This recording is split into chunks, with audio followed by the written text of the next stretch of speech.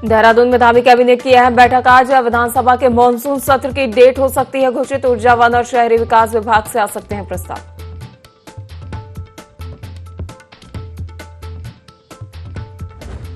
श्रीलंका में चमका उत्तराखंड का परचम। सीएम धामी ने कराटे चैंपियनों को किया सम्मानित। कहा, खेलों में उत्कृष्टता हमारी प्राथमिकता।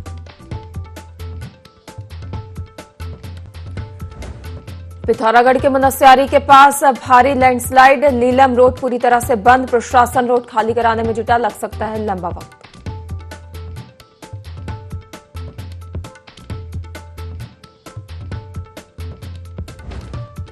उत्तराखंड में आज भी बिगड़ सकता है मौसम। देहरादून, टिहरी, नैनीताल और बागेश्वर जिले में तेज बारिश का येलो अलर्ट। प्रदेश भर में भूस्खलन से 124 सड़कें बंद।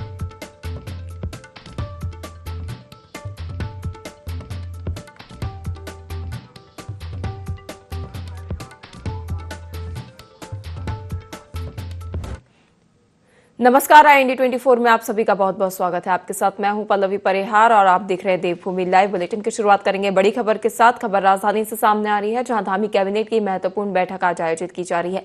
मुख्यमंत्री पुष्कर सिंह धामी की अध्यक्षता में बैठक होगी आयोजित। विधानसभा के मानसून सत्र की तिथि हो सकती है घोषित।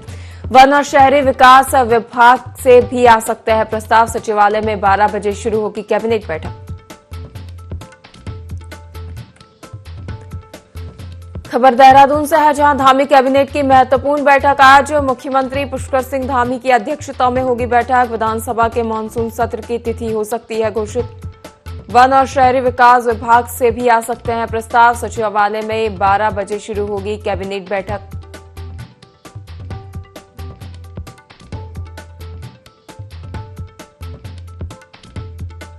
आज मुख्यमंत्री पुष्कर सिंह धामी की ओर से कैबिनेट बैठक का आयोजन किया जाएगा। सीएम पुष्कर सिंह धामी करेंगे बैठक की अध्यक्षता। विधानसभा के मानसून सत्र की तिथि आज घोषित हो सकती है। वन और शहरी विकास विभाग से भी कई प्रस्ताव इस दौरान आ सकते हैं। सचिवालय में 12 बजे बैठक का आयोजन किया गया है, जहां 12 बजे शुरू होगी कैबिनेट की बैठक। वहीं इस पर अधिक जानकारी के लिए विनय हमारे साथ जुड़ गए हैं। विनय, धामी कैबिनेट की महत्वपूर्ण बैठक है आज और ये बैठक विधानसभा के मानसून सत्र को लेकर, उसकी तिथि को लेकर बताई जा रही है। क्या अधिक जानकारी इसको लेकर? जी बिल्कुल पल्लवी, देखिए आपको बता दें कि आज मुख्यमंत्री पुष्कर सिंह धामी की अध्यक्षता में सचिवालय में 12 बजे से कैबिनेट की कई महत्वपूर्ण जो प्रस्ताव वो, साथ ही साथ इसमें मानसून सत्र की अगर बात करें, मानसून का विधानसभा सत्र जो है इस दौरान यहाँ पर शुरू होना है, तो इसकी तिथि भी जो है इस दौरान घोषित की जाएगी। तो ऐसे में देखा जा सकता है कि आज की जो बैठक होगी है काफी महत्वपूर्ण इस दौरान जो है यहाँ पर मानी जा रही है। साथ ही साथ यहाँ पर बात करें वन विभाग और शहरी विकास विभाग की, तो उससे जुड़े जो प्रस्ताव है वो भी इस दौरान जो है इस बैठक में आ सकते हैं। तो ऐसे में देखा जा सकता है पल्लवी की, जिस तरीके से यहाँ पर बात करें तो आज की जो कैबिनेट बैठक होगी, ऐसे में उत्तराखंड के विकास को लेकर के जिस तरीके से धामी सरकार कार्य करती हुई नजर आ रही है, तो वहीं जो शहरी विकास विभाग की अगर बात करें तो उससे जुड़े कई महत्वपूर्ण जो प्रस्ताव है वो इस दौरान जो है कैबिनेट बैठक में आ सकते हैं। साथ ही साथ इसके अलावा अगर बात करें तो 11 जुलाई से भी जो है यहाँ पर जो कांवड़ यात्रा है उसकी शुरुआत होने जा रही है। उसको लेकर के भी इस दौरान इस कैबिनेट बैठक में चर्चा की जा सकती है। साथ ही साथ किस तरीके की जो व्यवस्थाएं हैं वो इस दौरान यहाँ पर रखनी है, तमाम चीजों को जो है इस दौरान यहाँ पर इस कैबिनेट बैठक में रखा जा सकता है। जी विनय, इस बार कहा जा रहा है कि जो उत्तराखंड में विपक्ष पार्टी है उसने काफी तैयारियां करके रखी है विधानसभा मानसून सत्र में सरकार को घेरने की, क्योंकि देखा जाए तो उत्तराखंड आपदा प्रभावित क्षेत्र माना जाता है, पहाड़ी क्षेत्र है जहां आपदा लगातार देखने को मिलती है। और इस बार उत्तराखंड में चारधाम यात्रा भी चरम पर है, जहां पर यात्रियों को भी काफी अव्यवस्था का सामना करना पड़ रहा है, जिसको लगातार विपक्ष सरकार को घेरता हुआ नजर आ रहा है। विपक्ष की रणनीति तो यहाँ पर तय नजर आ रही है, लेकिन इसके साथ ही और क्या तैयारियां हैं जो सत्ता पक्ष की ओर से विधानसभा मानसून सत्र को लेकर की जा रही हैं?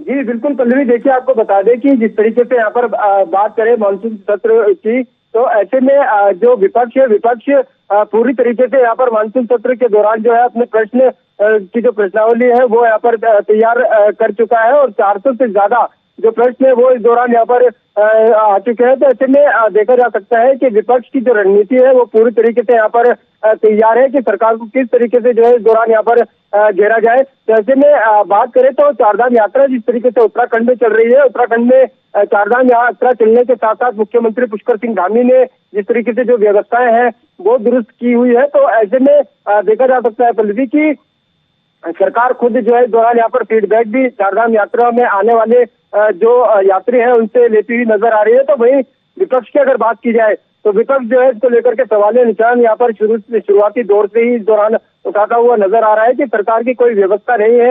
हालांकि यहाँ पर बात करें तो जिस तरह से मुख्यमंत्री समीक्षा बैठकें इस दौरान ले रहे हैं पल्लवी, तो ऐसे में देखा जा सकता है कि उत्तराखंड में बड़ी संख्या में देश विदेश से जब श्रद्धालु पहुंचते हैं तो पूरी जो व्यवस्थाएं है वो इस दौरान सरकार द्वारा उसको लेकर के की जाती है। जी विनय, जैसा कि देखा जा रहा है कि इस बैठक में मानसून सत्र की तिथि तय की जा सकती है। क्या अनुमान लगाया जा रहा है कब तिथि तय की जा सकती है विधानसभा मानसून सत्र की, और क्या इस दौरान मानसून सत्र हंगामेदार होने के आसार हैं? क्या विपक्ष की ओर से हंगामा किया जा सकता है? जी बिल्कुल, देखिए पल्लवी, जैसा कि मैंने अभी आपको बताया कि जिस तरीके से यहाँ पर विपक्ष की अगर बात करें तो विपक्ष जो है पूरी तरह से जो है इस दौरान यहाँ पर सरकार को घेरने की तैयारी में है और 400 से ज्यादा जिस तरीके से जो प्रश्न है इस दौरान यहाँ पर तैयार किए जा चुके हैं। ऐसे में देखता है पल्लवी, अब जो यहाँ पर विधानसभा का सत्र हो तो काफी जो आकार है वो इस दौरान यहाँ पर दिखाई दे रहा है, क्योंकि जिस तरीके से विपक्ष की अगर बात करें तो विपक्ष जो है कानून व्यवस्थाओं को लेकर के भी इस दौरान यहाँ पर कई बार जो है इस दौरान प्रदर्शन कर चुका है। साथ ही साथ इसके अलावा और भी कई ऐसे महत्वपूर्ण बिंदु है जिनको लेकर के जो है विपक्ष यहाँ पर आवाज उठाता रहा है। तो ऐसे में देखा जा सकता है कि जो सत्र होगा वो काफी हंगामेदार रहने की इस बार की जो है यहाँ पर संभावना जताई जा रही है। वही विनय, अब ये देखने वाली बात होगी कि इस विधानसभा सत्र को लेकर सरकार ने कितनी तैयारियां की है और विपक्ष के सवालों का जवाब सत्ता पक्ष किस तरह से देता है। तमाम जानकारी साझा करने के लिए और साथ जुड़ने के लिए बहुत बहुत धन्यवाद विनय। इसी के साथ बढ़ेंगे अगली खबर की ओर। खबर धारचूला से सामने आ रही है, जहां तहसील के दारमा वैली तीजम में फटा बादल फटने से तीजम वैली को जोड़ने वाला लकड़ी का पुल बहा। ग्रामीणों ने खुद वीडियो बनाकर प्रशासन को दी बादल फटने की सूचना। देर रात बादल फटने की बताई जा रही घटना, बादल फटने से आने पैदल पुल भी बहने की है सूचना। अभी तक किसी के भी हताहत होने की जानकारी फिलहाल नहीं है। बादल फटने से बढ़ा नदियों का जलस्तर, रेस्क्यू में जुटी प्रशासन की टीम। धारचूला से खबर सामने आ रही है, जहां तहसील के दारमा वैली तीजम में फटा बादल फटने से तीजम वैली को जोड़ने वाला लकड़ी का पुल बह गया है। ग्रामीणों ने खुद वीडियो बनाकर प्रशासन को दी बादल फटने की सूचना। देर रात बादल फटने की बताई जा रही घटना, बादल फटने से आने पैदल पुल के बहने की भी सूचना प्राप्त हुई है। अभी तक किसी के भी हताहत होने की जानकारी फिलहाल नहीं आई है। बादल फटने से बढ़ा नदियों का जलस्तर, रेस्क्यू टीम रेस्क्यू में जुटी हुई है लगातार प्रशासन के लिए।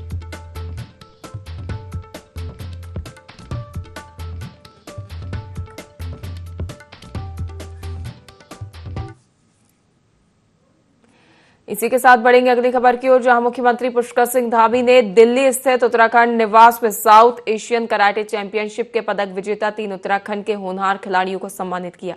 इन युवाओं ने अंतर्राष्ट्रीय स्तर पर राज्य और देश का नाम रोशन किया है। 2 से 6 जुलाई तक कोलंबो, श्रीलंका में आयोजित 9वीं साउथ एशियन कराटे चैंपियनशिप में भारत ने शानदार प्रदर्शन करते हुए 23 स्वर्ण, 24 रजत और 12 कांस्य पदकों को साथ पहला स्थान हासिल किया है।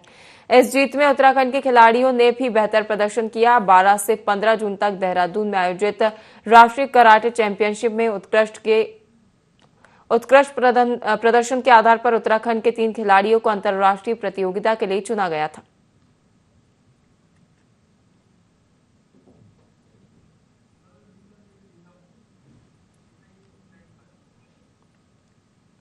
पिथौरागढ़ के मनस्यारी तहसील के लीलम के पास पहाड़ी का बड़ा हिस्सा भरभरा कर नीचे गिर गया।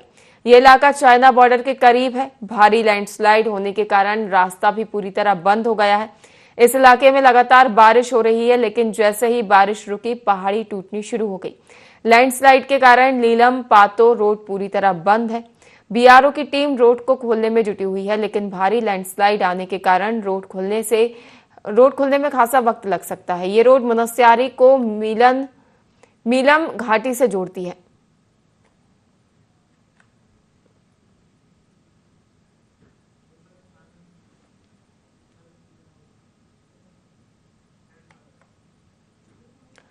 मुख्यमंत्री पुष्कर सिंह धामी ने नई दिल्ली स्थित उत्तराखंड निवास परिसर में हाउस ऑफ हिमालयाज के आउटलेट का उद्घाटन किया।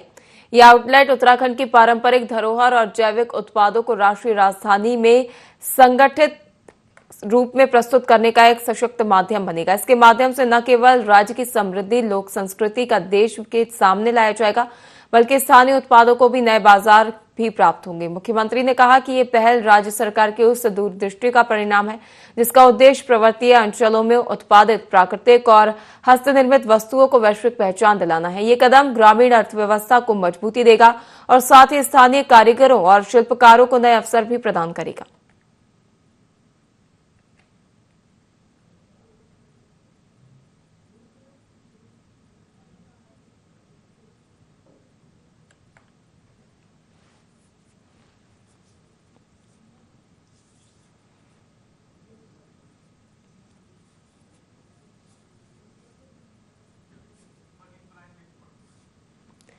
आपको बता दें, मुख्यमंत्री पुष्कर सिंह धामी ने हाउस ऑफ हिमालयाज का उद्घाटन किया। दिल्ली दौरे पर हैं मुख्यमंत्री पुष्कर सिंह धामी। ये पहल उत्तराखंड सरकार की दूरदृष्टि सोच का परिणाम है जिसके तहत हस्तनिर्मित वस्तुओं को देशव्यापी पहचान मिलेगी।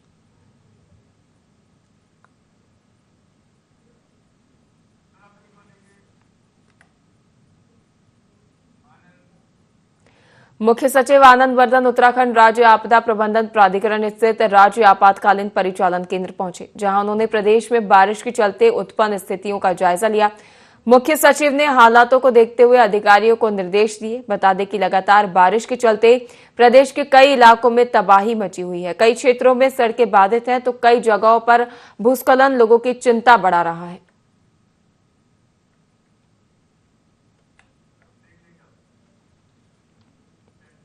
बढ़ेंगे अगली खबर की ओर, जहां बीते दिनों खूंखार कुत्तों की ओर से एक महिला पर हमला करने के बाद नगर निगम की कार्यप्रणाली पर सवालिया निशान खड़े होने लगे हैं। सवाल इसलिए उठना लाजमी है कि जिन खूंखार और इंसान के लिए खतरा पैदा होने वाले कुत्तों को प्रतिबंधित किया गया है, ऐसे में कैसे देहरादून में लोग इन्हें पाल रहे हैं।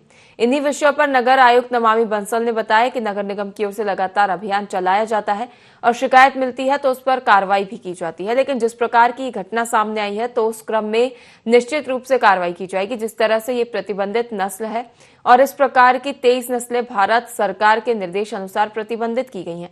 इस संबंध में नगर निगम की ओर से सघन अभियान चलाया जाएगा। साथ ही पुलिस विभाग और नगर निगम की टीम कार्रवाई करने के लिए अब चेकिंग अभियान भी चलाएगी।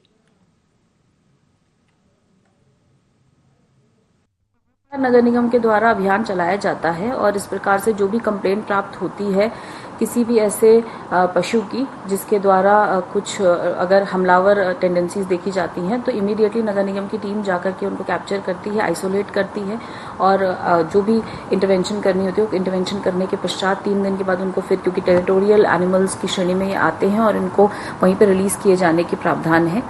परंतु जो इस प्रकार की दुर्घटना सामने आई है उस क्रम में निश्चित रूप से, क्योंकि ये बैंड ब्रीड है और इस प्रकार की 23 ब्रीड्स, फेरोशियस ब्रीड्स को भारत सरकार के निर्देशानुसार बैन किया गया है। तो इस संबंध में नगर निगम के द्वारा सघन अभियान चलाया जाएगा और इसमें पुलिस विभाग और नगर निगम संयुक्त कार्रवाई करते हुए रैंडमली चेकिंग करेंगे कि इस प्रकार की बैंड ब्रीड्स फर्दर ना रखी जाए पेट्स के रूप में। और साथ ही साथ लाइसेंस को लेकर भी नगर निगम सख्ती करेगा कि लाइसेंस प्रॉपर्ली लिए जाएं ताकि हमारे पास डेटा हो कि किस प्रकार की ब्रीड्स का कहाँ क्या कितना प्रेजेंस।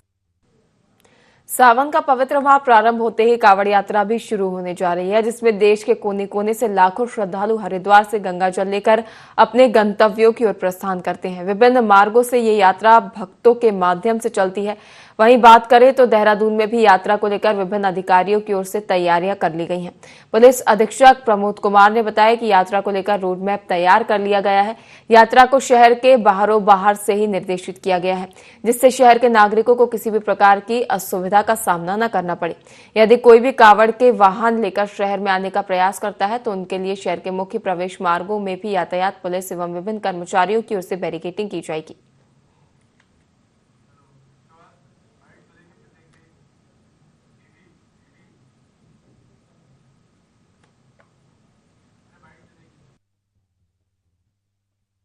शीघ्र ही कावड़ मेला 2025 शुरू होने वाला है, तो इसके संबंध में जो हमारी विभिन्न स्तर की जो मीटिंग्स थी वो सभी हो चुकी हैं।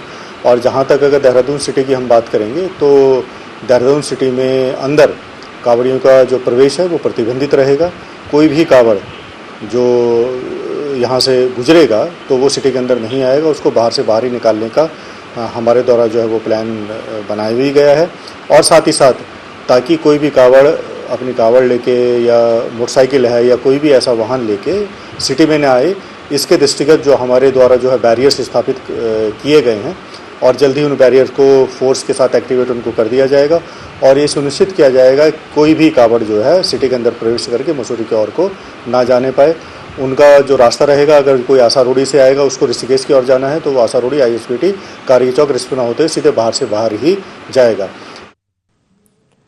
उत्तराखंड विधानसभा भवन देहरादून एक ऐतिहासिक पल का साक्षी बना जब अंतर्राष्ट्रीय संसदीय अध्ययन शोध एवं प्रशिक्षण संस्था और स्वामी राम हिमालयन विश्वविद्यालय जॉलीग्रांट के बीच सहयोग ज्ञापन पर हस्ताक्षर किए गए। बता दें कि यह कार्यक्रम उत्तराखंड विधानसभा अध्यक्ष ऋतु खंडूरी भूषण के नेतृत्व एवं संरक्षण में संपन्न हुआ। वहीं विधानसभा अध्यक्ष ऋतु खंडूरी भूषण ने बताया कि इस रणनीतिक साझेदारी का उद्देश्य नीति नवाचार, संसदीय अनुसंधान एवं प्रशिक्षण है।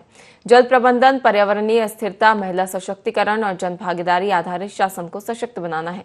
उन्होंने बताया कि ये MOU दोनों संस्थानों के बीच शैक्षणिक और व्यवहारिक सहयोग को नई ऊंचाइयों तक पहुंचाने की दिशा में एक अहम कदम माना जा रहा है।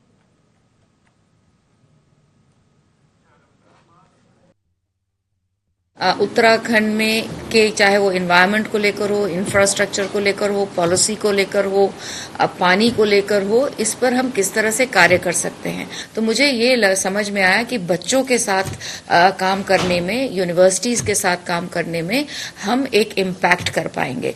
तो इसलिए मैंने रिक्वेस्ट की, जो हमारे स्वामी राम हिमालयन यूनिवर्सिटी है उनसे रिक्वेस्ट की और फिर ये निर्णय हम लोगों ने मिलकर किया कि हम कुछ इस तरह का कार्य मिलकर करें और उसको और पुख्ता कर पाएं।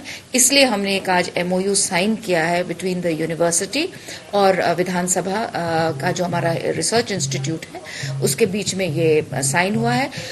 आज जो हमारी बात हुई है वो मुख्यतः पानी को लेकर के हुई है, क्योंकि हमें अभी बताया गया कि जितना पानी उत्तराखंड में बरसता है उसका 4% पानी भी अगर हम टैप कर लें तो हमारी आवश्यकताएं पूरी हो जाएंगी। तो हम ये कोशिश करेंगे कि कहीं मॉडल प्लेसेस पे खास करके गैरसैंड के आसपास के जो गांव हैं वहां पर इस टेक्नोलॉजी को दिखाएं, क्योंकि और दोनों पक्षों के द्वारा बड़ा अच्छा एक आपसी सहमति आज स्थापित हुई है और मुझको पूरा भरोसा है कि हमारा जो एक ऐतिहासिक विश्वविद्यालय है ये प्रदेश का प्राइवेट सेक्टर का सबसे पुराना ऑर्गेनाइजेशन है और स्वामी जी के मूल्यों पर चलता है। मुख्यमंत्री पुष्कर सिंह धामी ने दिल्ली से वीडियो कॉन्फ्रेंसिंग के माध्यम से आगामी कांवड़ मेला 2025 की तैयारियों को लेकर प्रशासनिक एवं पुलिस अधिकारियों के साथ समीक्षा बैठक की। मुख्यमंत्री ने पूर्व वर्षों की व्यवस्थाओं की समीक्षा कर कानून व्यवस्था की दृष्टि से उत्पन्न हुई चुनौतियों का विश्लेषण कर सुधारात्मक कदम सुनिश्चित करने को कहा। उन्होंने कहा कि इस विशाल धार्मिक आयोजन में किसी भी प्रकार की तोड़फोड़, उपद्रव जैसी घटनाओं को रोकने के लिए प्रभावी नियंत्रण, यातायात प्रबंधन और सुरक्षा इंतजाम सुनिश्चित किए जाएं। शिविर संचालकों, कार्यरत व्यक्तियों, होटल में ठहरने वाले व्यक्तियों का पूर्ण सत्यापन कराया जाए।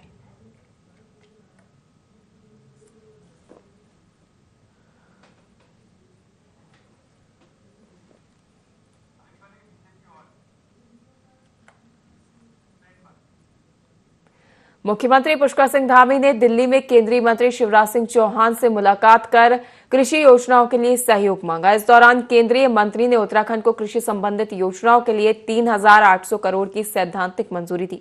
मुख्यमंत्री ने कहा कि यह सहयोग उत्तराखंड के कृषि क्षेत्र को आत्मनिर्भर और आधुनिक बनाने की दिशा में एक महत्वपूर्ण कदम सिद्ध होगा। इस दौरान जंगली जानवरों से फसलों की सुरक्षा और कृषि यंत्रीकरण पर विशेष जोर रहा।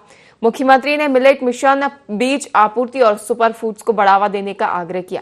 एग्रो टूरिज्म, स्कूल और कोल्ड स्टोरेज जैसी नई पहल में केंद्र के सहयोग की मांग की गई है।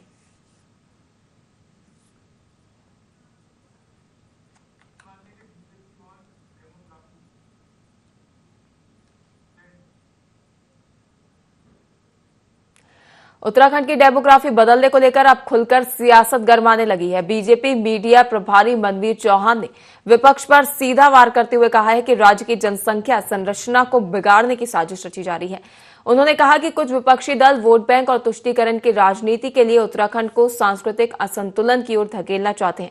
चौहान ने कहा कि पिछले कुछ सालों में योजनाबद्ध तरीके से कुछ क्षेत्रों में डेमोग्राफिक बदलाव किए गए हैं, लेकिन अब धामी सरकार पूरी तरह सतर्क है। उत्तराखंड की सांस्कृतिक पहचान से कोई भी समझौता बर्दाश्त नहीं किया जाएगा।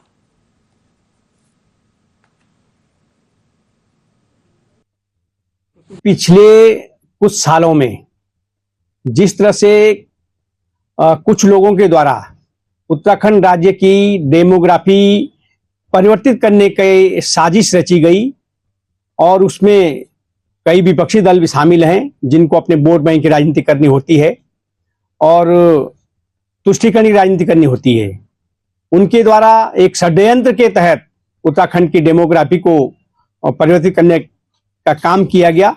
इस पर नियंत्रण के लिए हमारी भारतीय जनता पार्टी की सरकार और हमारे मुख्यमंत्री माननीय पुष्कर सिंह धामी जी कृत संकल्पित हैं और उत्तराखंड राज्य की संस्कृति का संरक्षण का भी हमारी सरकार का संकल्प है और इसलिए किसी भी शर्त में उत्तराखंड राज्य की डेमोग्राफी परिवर्तित नहीं होगी। यही हमारे आदरणीय मुख्यमंत्री का स्पष्ट कहना भी है और संकल्प भी है। जापान से भारत के लिए बड़ी खबर आई है, जहां उत्तराखंड के पौड़ी के लाल उत्तम सिंह रावत ने जापान में आयोजित एशियन पावर लिफ्टिंग चैंपियनशिप में शानदार प्रदर्शन करते हुए बेंच प्रेस प्रतियोगिता में सिल्वर मेडल अपने नाम किया। इसके साथ ही उन्होंने अपने नेशनल रिकॉर्ड को भी तोड़ा है और अंतर्राष्ट्रीय मंच पर भारत का नाम रोशन किया। उत्तम सिंह रावत ने बताया कि दुनिया के 25 देशों ने प्रतिभाग किया, जिसमें 74 किलोग्राम वेट कैटेगरी में भारत का प्रतिनिधित्व कर रहे उत्तम ने अपने प्रदर्शन से सबका दिल जीत लिया। वहीं उन्होंने आगे अपने भावुक शब्दों में कहा कि मेरे हर लिफ्ट में मेरी भारतीय तिरंगा मेरे साथ रहा है। मैं उसे अपने बैग में लेकर आया था, बस उसी पल का इंतजार था जब मैं उसे मेडल सेरेमनी में लेकर जाऊंगा और आज वो सपना पूरा हुआ है।